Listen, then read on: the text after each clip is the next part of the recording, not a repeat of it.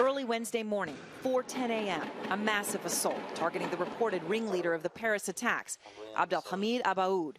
3 teams of French and Belgian security forces bursting into 2 apartments in a Paris suburb.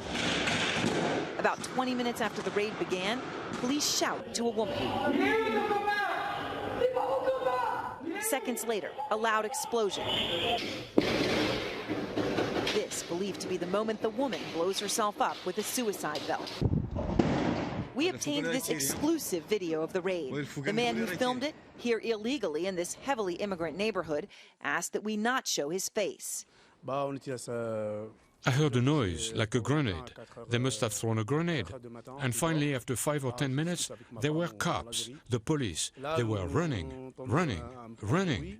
The explosions, the firing of guns, and it kept going. From inside the building, more gunfire. Another explosion. Police shooting 5,000 bullets. Phone communications picked up late Tuesday led to the raid. Authorities say those phone calls indicating the woman was in the apartment. Neighbors tell me she arrived in the neighborhood just last night. Almost an hour later, the gun battle's still raging. The fighting as intense as a war zone. One whole floor almost collapsing. Outside, huge cracks, craters pockmarking the building. Witnesses in the neighborhood I spoke with tell me they believe that Abaoud was in the apartment this morning.